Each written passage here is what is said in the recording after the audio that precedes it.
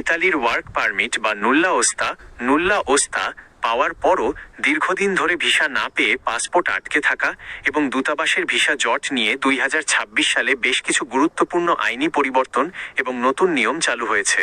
বাংলাদেশি আবেদনকারীদের জন্য নুল্লা ওস্তা এবং ভিসা জট সংক্রান্ত সর্বশেষ পরিস্থিতি ও আপডেটগুলো নিচে বিস্তারিত তুলে ধরা হলো। 1.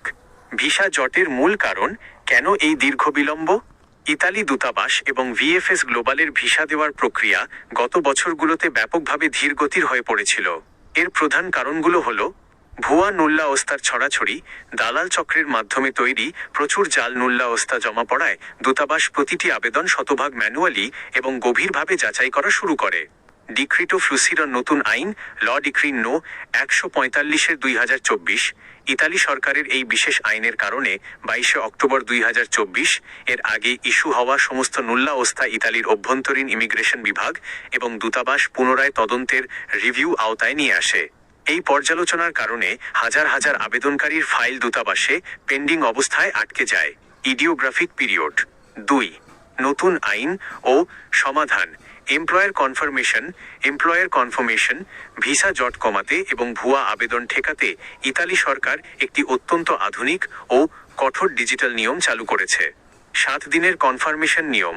নতুন নিয়মে ল ডিক্রি 145/2024 বলা হয়েছে, দূতাবাস কোনো কর্মীর ভিসা আবেদন প্রসেস করার পর ইতালির ইমিগ্রেশন বিভাগ SUI-Portello Unico per l immigration ইতালিতে থাকা নিয়োগকর্তার এমপ্লয়ার কাছে একটি বিশেষ ডিজিটাল নোটিশ পাঠাবে।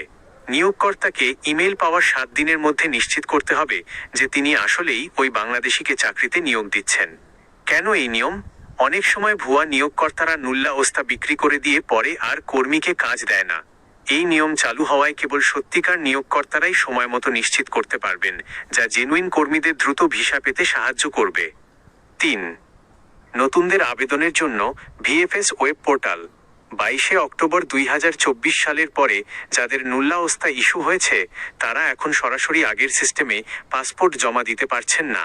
নতুন পোর্টাল নতুন নুল্লা ওস্তাধারীদের জন্য একটি নির্দিষ্ট প্রি ভেরিফিকেশন পোর্টাল চালু করেছে VFS global. Portal link ITABDE web form portal. আবেদন জমা দেওয়ার পদ্ধতি। এই পোর্টালে আপনার নুল্লা ওস্তার তথ্য সাবমিট করার পর সেটি ইতালি ব্যাক অফিস দ্বারা যাচাই করা হবে। তথ্য সঠিক থাকলে তবেই আপনাকে পাসপোর্ট সাবমিট করার অনুমতি দেওয়া হবে। আটকে থাকা পেন্ডিং আবেদনকারীদের জন্য নির্দেশ, যাদের ফাইল অলরেডি দূতাবাসে পেন্ডিং রয়েছে তারা এই নতুন পোর্টালে পুনরায় আবেদন করবেন না। দূতাবাস বা ভিএফএস গ্লোবাল নিজ উদ্যোগে ইমেইল বা কলের মাধ্যমে আপনাকে পরবর্তী নির্দেশনা জানাবে। 4.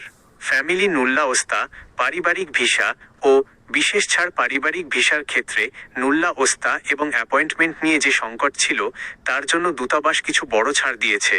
অ্যাপয়েন্টমেন্ট ছাড়াই পাসপোর্ট জমা, ওয়াক ইন, যদি আপনার ফ্যামিলি রিউনিয়ন নুল্লা ওস্তার মেয়াদ মাত্র 30 দিন বা তার কম থাকে, অথবা আপনি যদি অপ্রাপ্তবয়স্ক হন যার পিতামাতার ভিসার মেয়াদ শেষ হতে চলেছে, তবে কোনো পূর্ববর্তী অ্যাপয়েন্টমেন্ট ছাড়াই সরাসরি ভিএফএস ঢাকা সেন্টারে সকাল 8টা থেকে সকাল 10:30 এর মধ্যে গিয়ে আবেদন জমা দিতে পারবেন। মেয়াদ গণনা সাধারণত নুল্লা ওস্তা ইস্যুর দিন থেকে 6 মাস পর্যন্ত এর মেয়াদ ধরা হয়।